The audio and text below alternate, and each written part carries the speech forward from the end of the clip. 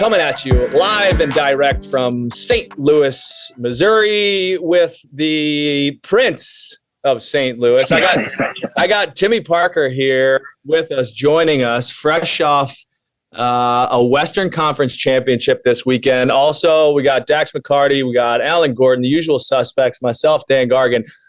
Before we jump into this, Gordo, I wanted to ask you, who's the best looking ginger in Major League Soccer currently?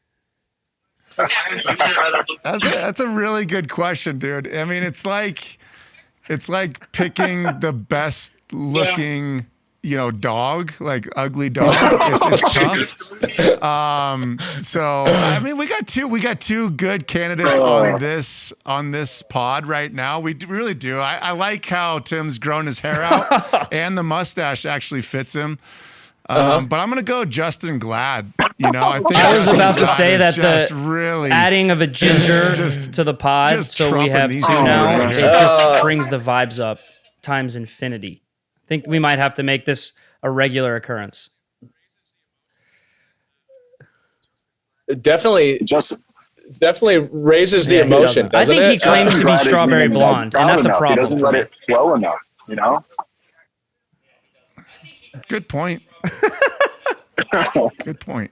Hey, Tim, can I follow up on the ginger while we're still here? Like, do you feel like, because the only really ginger I've played with is Dax, and Dax is like the quintessential redhead, like fiery, like getting all pissed off at the coach. Do you feel like you're a little too chill to be a ginger? Gordo, did you ever play against this guy? So maybe, yeah. Are you kidding me? I think you're a great hybrid. I've seen him. I don't know. We're characterizing Tim Parker as chill right now. Rage. I don't know about that. At the refs, not including probably our game in Nashville as well. He was not happy.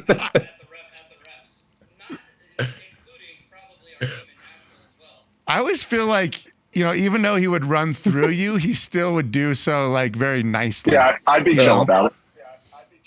Yeah, I'd be chill. Like, as he broke both your legs. You truck somebody, but you're like, oh yeah. Just calm, cool, and collected. Well, that's interesting. You brought up there's different levels of redhead, which we didn't. I don't know if we knew that, Gordo. We got there might be a Mount Rushmore of redhead that we need to get to, and only redheads should be able to vote on it. I think that this could be something here. We might have to. Statman Jack needs to put that one on the poll. But let's talk about. Since I was in attendance, so I'll just go to my own personal experience. Massive result for St. Louis City on Saturday night against the cross-state rival, Kansas City, Sporting KC.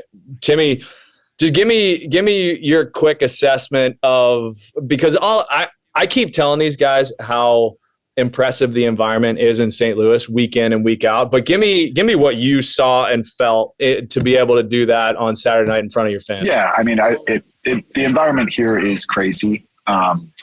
Everyone that comes here to play here has echoed that as well.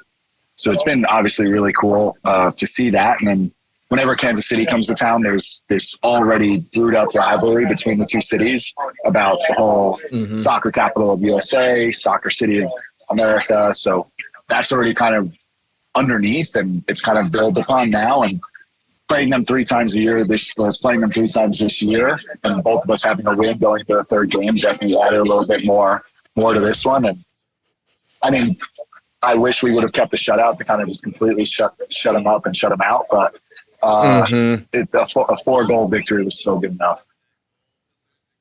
Dude, the emotion out of Berkey when you guys gave up that goal to lose the clean sheet. Someone's got a clean sheet. Oh my God, that was a big bonus paycheck that just went. See you later. Oh, absolutely. It was fun to watch, first of all, because the game it felt like it was a million miles an hour. I mean, it felt fast. It was intense. The first 45 you guys were going after each other. And then it started to kind of level out in the second half. But there was a tackle. Sam Adeniran got in on a tackle. So you're forward in the far corner where he just went through. Is it Davis? Yeah. Is that the right back? Davis just absolutely crushed him. And one of the cleanest tackles that I've seen with the amount of force that was behind it, and everybody lost their shit. What was that? Tell me a little bit about what you saw, your vantage point in seeing, number one, a forward get stuck in on a tackle, but also Davis, who was pretty dangerous on the night getting forward. They were furious. They were really mad, but to be fair, I think Sam had lost the ball before that, so I saw him seeing a little bit of red. And then when Davis took that big touch, Sam's able to cover ground like anyone I've ever seen. Yeah, he chews up space. So when I saw him kind of leave his feet, I was like, uh-oh. And then obviously the momentum of Sam, the momentum of Davis kind of made it look worse than it was because we didn't get too much of the player. He got a lot of ball. And then obviously Kansas City kind of overreacted to it. And we kind of, once you see them overreact to it, we all ran over there as well. And there was a lot of just kind of the typical, Kansas City was trying to ask hard. And I was like, there's not even a foul here. And then I was just pulling Sam away, trying to be like, Sam, like, you got him. And I was like, Sam, you got him. Now let's get your head back, But it did feel like that was pretty much the turning point of the second half, though, because after that, they were gone. KC was gone, and you guys just started pouring goals on top of them. Dude, some of Klaus's goals, I don't know if you guys have seen it. Klaus's second goal, it for me is goal of the year. Insane. How good is that, dude? I don't know about that, Gargs. Yeah. That's great goal. That is great goal. Goal of the year, you're high. Bold. So candidate. Look, let go. Listen, Klaus has got he's got highest selling jersey behind Messi. So if he's putting some up, that also is telling me there's voters back there. Yeah, that's all he does. Might be backing this up. Timmy, that's all he does on this pod. You're going to win Defender of the Year. Carnell's going to win Coach of the Year. And Berkey's going to win Goalkeeper of the Year. And that's Gargs' ballot right there. You're right. No, we don't. We only talk about St. Louis and Inter Miami. Nashville is a distant third. Shit that comes out of your mouth.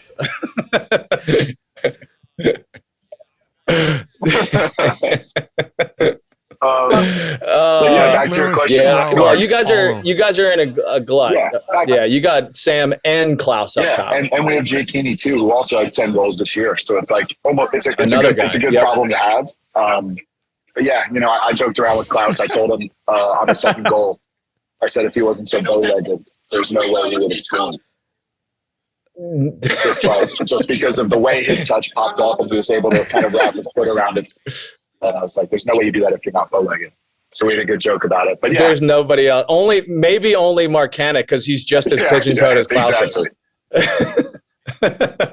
I did see an interview with Denner. Maybe it was after the game. Maybe it was post game. But he said that you guys have kept all of the receipts of all the media expectations for your finish in the table, and you got them posted in the locker room. Is that in his personal locker, or is that on display for all you guys to see? So it is in our locker room. It was something that we kind of in the beginning of the year we came up with some goals and stuff. We put those little rankings up there in our locker room just to kind of give us a little reminder of where people thought we should. Yep. So he's definitely not wrong. We did keep receipts, and it's definitely fun to like who. I've played with some of those guys that also said there's receipts. Dude.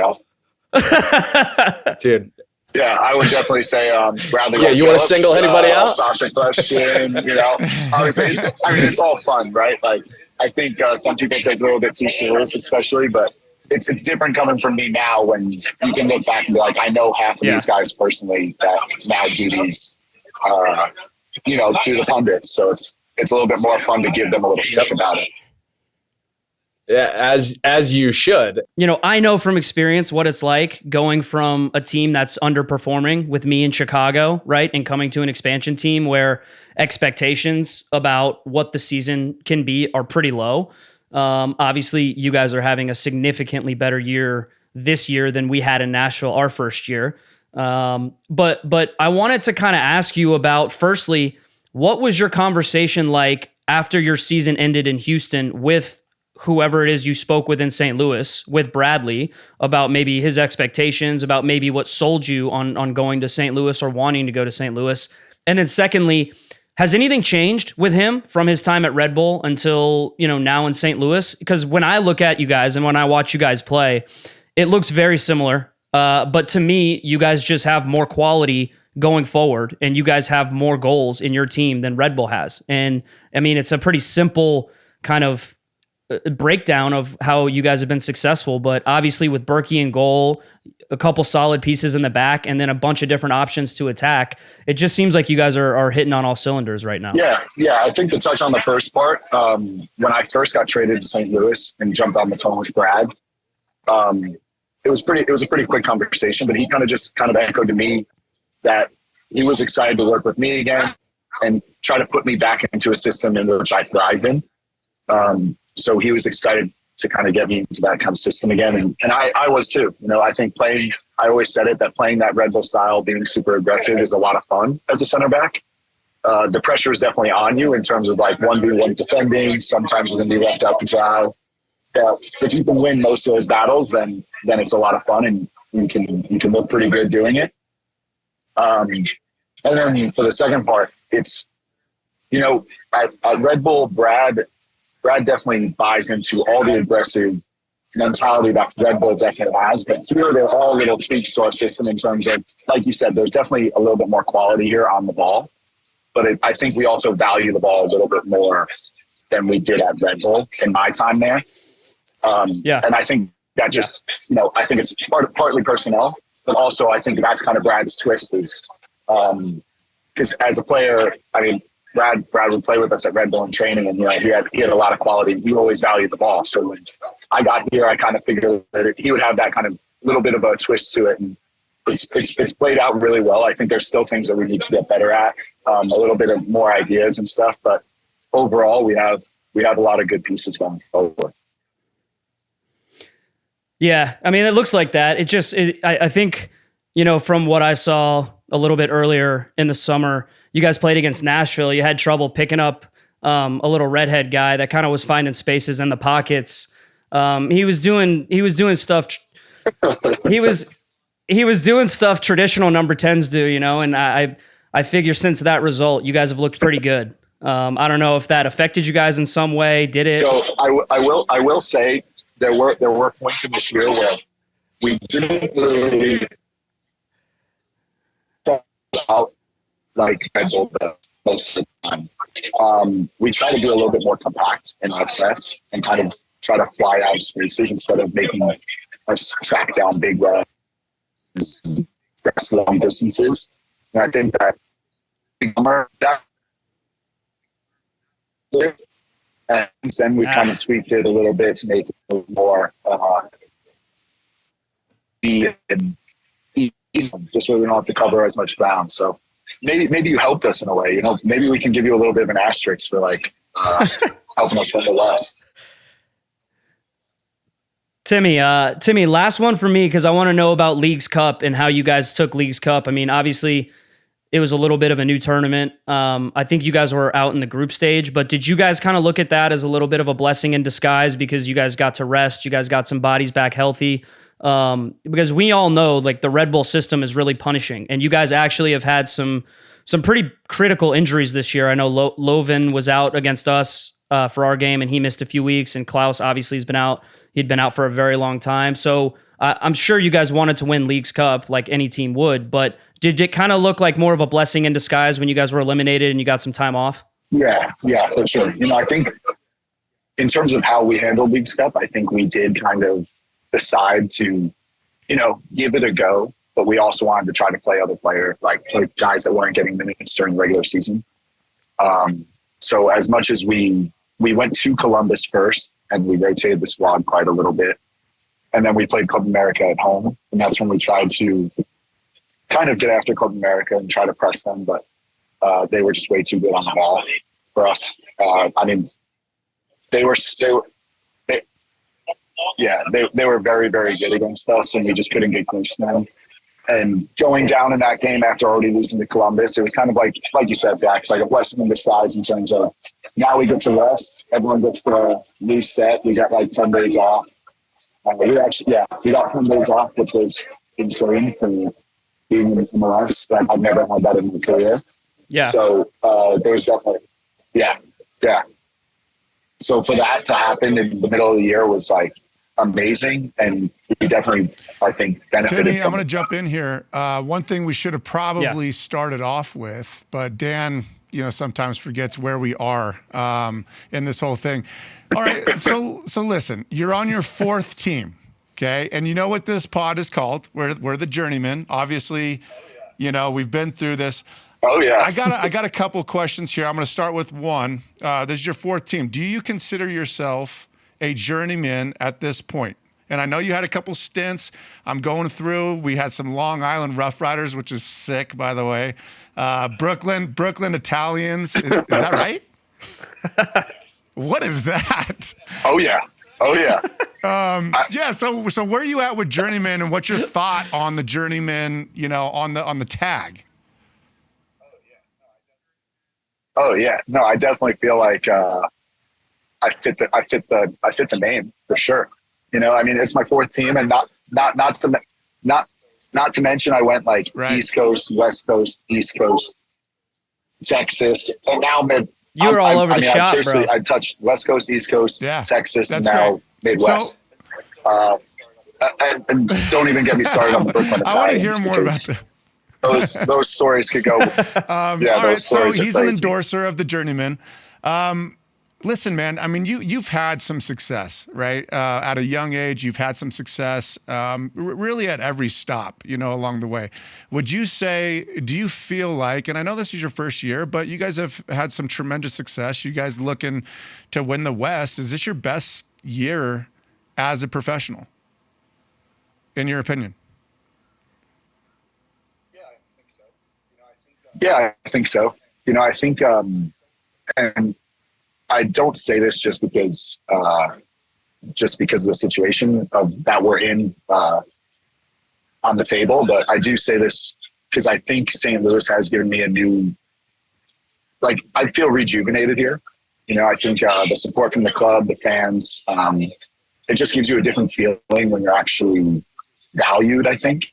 So apart from winning games and having a great locker room, I think the fans being really into every game has given me a newfound love for playing again. I think I lost a little bit of that when I was down in Houston. You guys all know how it can be when you're on a bad team and the stadiums are empty. It's just tough. So I definitely feel like very lucky to find myself in St. Louis, and I hope to stay here. Hopefully, no more Germans. Tim, I gotta ask a follow-up question to that, because I don't know if you caught our last episode, but we were going through what designates the prime of a career, and I was talking about from a defender's perspective. I think that it's that 27 to 32. You happen to be at 30, just recently been named an all-star, right? Are you in the prime of your career? Would you characterize yourself in it?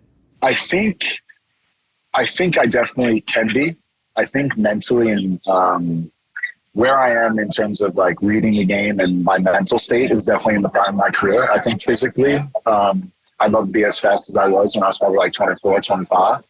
But I definitely feel like I definitely have a lot of the attributes that I can still get by physically. But I do think that at 30 now, that I have seen in this game now to be able to read situations and understand what, I guess, in a way, how not to mess up situations. How to sometimes, when you have to bite the bullet, and when you have to, take a foul, give the ball away in a good spot. So I think I definitely got a better understanding for the game at this point. That's such a perfect answer, because it doesn't help Gargs or Gordo. It's just right there in the middle. We're talking about Justin Glad last episode, and we haven't, it's funny enough because we just released it literally an hour ago. But yeah, we were kind of going back and forth on what's your prime? Mentally you're sharper and you know more and you read the game better, but physically, where are you at? And you basically just cut it right down the middle. Fair, Dax, this. Guards and Gordo, you guys don't, but the Red Bull system, especially for center backs, it's just insane. So there are definitely days where I'm like, holy crap, I'm only 30 years old. Like, I feel terrible. But then there are days where like, where like I'm running like 10K a game and I'm like, man, I can do this another 2 years, Yeah. Like, Go do it so it's again. like that in between of like, just some days you feel like crap and some days you don't. And then, like obviously not to brag about it, but I just had a kid too. So I'm like operating on like half that sleep that I used to. And I'm like, how did people do this? Like, how do people have more than one baby and play soccer for a living? Like, I just don't get it. That's right. I ask myself that question every day, buddy. Every day. It's the perfect convergence of all of these bell curves that all, hit at different points, whether it's the mental, it's the understanding of the game, it's the physicality, it's the sleep, it's the recovery. And we were just kind of going back and forth on where and how much further down, I guess, the age range, the actual prime of a player's career is, how it's different in Europe because those players start to get real significant minutes at an earlier age, that maybe the American defender might be a little bit later, which, it was just back and forth. The new contract or the contract extension for Justin Glad that just came out last week was what prompted the conversation. And you're a pretty good candidate to talk through it, I definitely think appreciate that the answer. For at least center back specifically, I think 28 to probably 32. I think that just makes the most. Oh, okay. So Unlucky, Gordo. Unlucky, Gordo. That's a definitive answer right there. So, hey, I gotta say, he sure is. Right now he is. He sure is. I have never been swayed so hard. Every time you do your hair thing, I think you're so much more handsome every other time you do it, and you've totally changed my opinion. I think you're the most handsome redhead we've ever had on the pod, and he looks like the. Stop. He looks like the prince. See, this is how easy it is. Tim. Apparently, there's a drinking game in St. Louis for every time I touch my hair, which is kind of making me want to chop it off. Journeymen. He looks like the prince in any cartoon movie with his chiseled jaw. But just to back up, you said you became a father, and we noticed you became a father. For me, do you think it's a perfect combination of because I went through a rough patch in my career. I wasn't as enthusiastic about it. Became a job. Those rough years wherever they were, and then I had kids, and it changed my perspective on the game. It was less about me. It was more about seeing them. And and every player, when they have a kid, when they run onto the field, it becomes different. I mean, have you felt that? I mean, does that play into this, or along with the St. Louis crowd and the success and all that? Yeah, for sure. I think when I think your perspective definitely changes, and it's kind of just like your outlook on life. Obviously, I mean, everyone always says that, but I think that you're trying to then set up like his future, and you want to make him proud, even though he's, a month old. You're like, what can I do for him to remember me by in some way, shape, or form? He might not remember when I played soccer, but will he be able to look back on these moments and be able to be like, oh, my dad did that, or oh, my dad played on this team. That's really cool. So like, that's the way I'm kind of thinking about it now, in terms of like, look, I don't know if he'll ever remember me playing, because even if he's 5, will he remember it when he's 20? I don't know. But I'm hoping that I'll give him some, photographic memories or something like that where he can remember. My kids remember, and it's incredible. I think these moments for them are so electric. It's just like being in a stadium. Like, think about how crazy that is for them. It sticks with them forever. They tell me things that I don't remember for sure, but it's just like it's ingrained in them. So it is pretty cool, man. I think all of us could probably relate to that a little bit. I mean, talk about a memory. You just walked out with your son the other day, and he was right? yelling at a ref. You didn't see that, Tim, during Leagues sure did, Cup? buddy. He was yelling at a ref, full ginger mode. I got this is idiot. Okay. You're talking about the wrong time. Okay, that was post game. Cal just walked out with me pregame. for the national anthem. And Tim, I got to tell you, I don't know if I reposted some stuff that my wife posted on social media, but this was so incredible. I want to give a shout out to not only our stadium staff for hooking Cal up with that experience and that opportunity, but also the little kids that when you walk out with kids, usually it's a team or, some sort of curated experience for a group of kids. And they're all a little bit older, right? They're all 8, 9, 10, 11 years old. So they all get their own locker in an auxiliary locker room. And so Cal, he had his locker in that locker room and all the kids came up to him because he was so little and it had his name on the locker, Callum McCarty. And they all came up to him. They're like, hey, is your dad Dax or whatever? And he's like, yeah. And they asked him for his autograph. Way. And Jen took a video. And Jen took a video of it. And it's one of the cutest things I've ever seen in my life. Because Cal, he's 4. He's just starting to figure out how to write his name in letters. So he goes to sign this shirt that they're all holding. They're all circled around him. And he starts to write his C. And he doesn't like the C. So he tries to erase the permanent marker with his finger.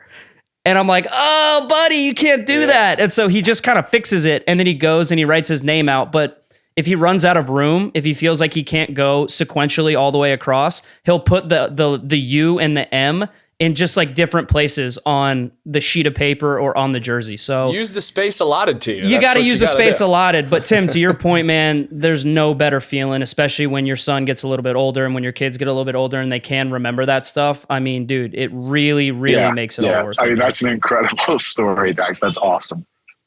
Oh, it was awesome.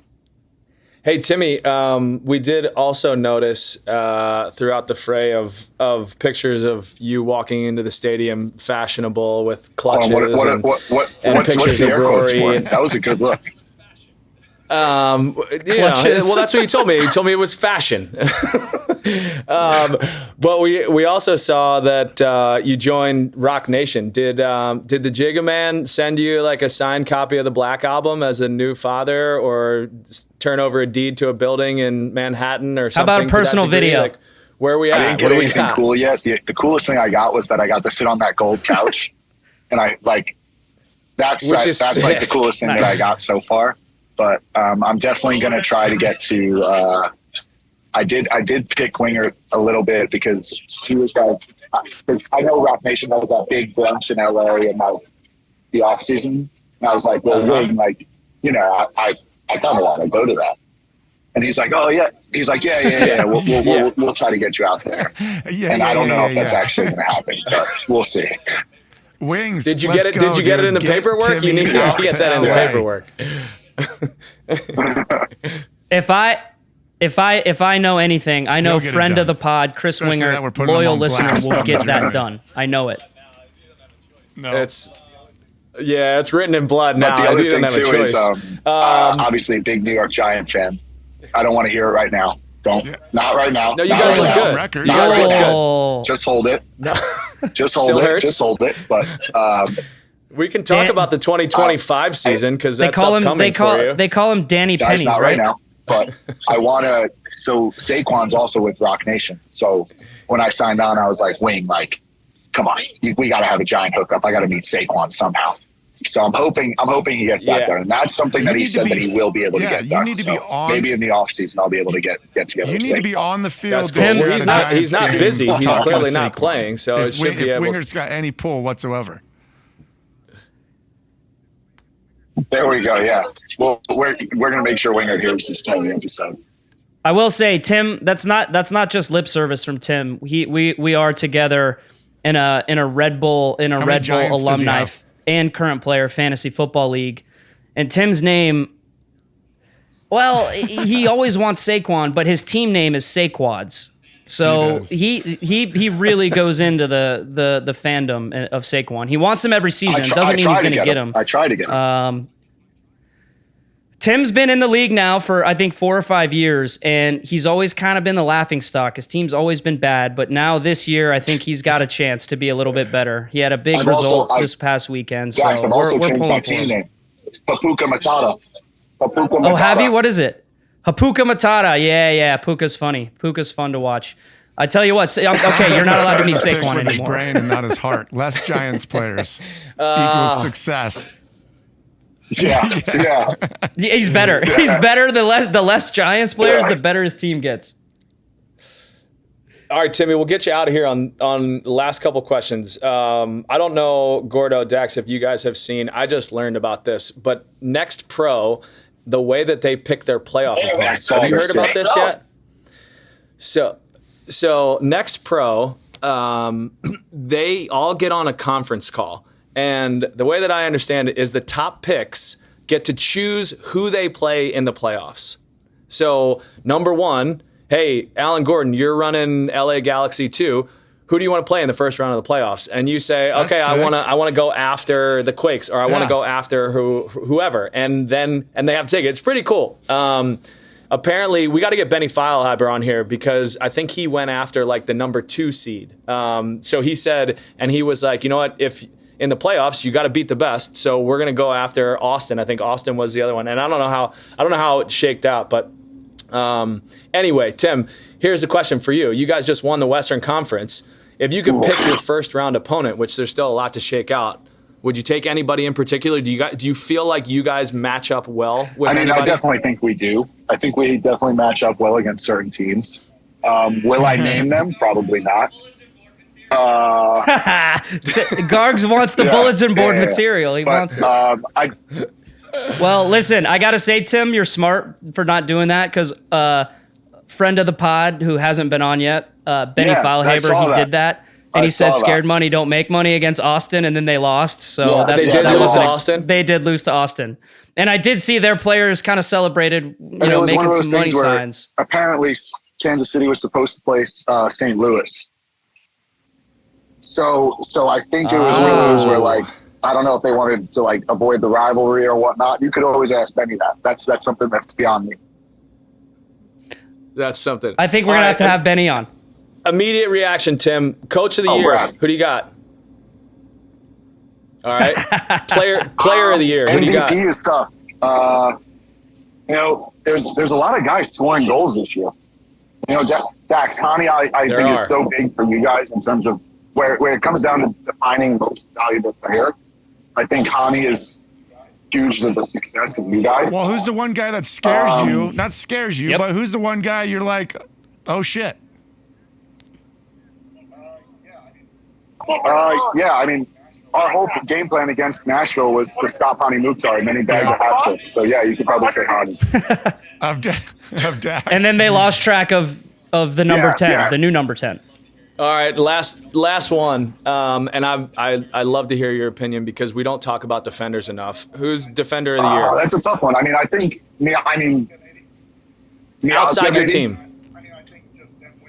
I think just them like winning Miazga? the Supporters Shield and having the kind of dominant performance they had all year, and him being the center point, the focal point of our defense, I think is huge. So he's also a good guy. I like Matt a lot. So I think he's deserving of the award. What about bucket hat of the year? For sure. Yeah. Okay, good. You're rocking that thing, nice, dude. Hey, but you know what? City might be selling a few. Tim, the Sun is undefeated, so I really love and respect that you're doing a good thing. You can only fight protecting the your fights you skin. can win. I 100% agree with that, buddy. Thanks for coming on, Timmy. We really appreciate it. Two gingers that can't tan. That's beautiful. That was a real moment we caught there. It was. Timmy, you're the man, dude. Thank you for coming on. We appreciate it. Good luck down the stretch and obviously in the playoffs. Thought he was man. a great. Congrats on first-time fatherhood and continue Appreciate fighting it, the good guys. Thank fight, you. buddy. Tim Parker, what a guy. Maybe the best ginger we have on our podcast, Gordo. I mean, he's definitely pushing the power rankings. Dax is showing I will up, say his this. hair's I will. disheveled. I don't will know say what we this. got I going will. on Let here. me say this about Tim. He is easily the strongest and most cut ginger that you've had on this pod. All right. He does not have a dad bod like me. Really going out on a limb with that statement. Thanks, Dax. Appreciate the obvious analysis. The biceps are good. Everything else, no. Hard-hitting analysis from Dax McCarty. Tim Parker's stronger than me.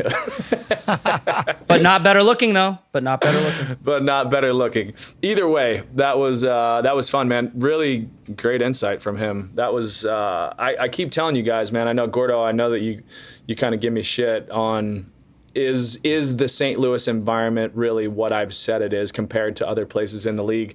I think that there are few that are right now pushing the decibels of what a real high level environment in St. Louis is offering. I haven't been to Geodis yet. I got to get there. We have to get there. The ones that kind of stick out to me are still Toronto when it's rocking, and Seattle and Portland when they are, at full tilt. But St. Louis is giving itself a great accounting right now. They're doing well. So that was fun. Appreciate you guys tuning in. We got to get some more players on, huh? Maybe a couple more guys. Talk about this playoff stretch. See where they're at. I'd say so. All right, Dax, you're on the clock, pal. You're I'm up on the next. hook. Okay. Yeah, Gordo. Nobody responds to Gordo's text. Nobody expects anything from Gordo. I got a couple guys in the office that'll jump on.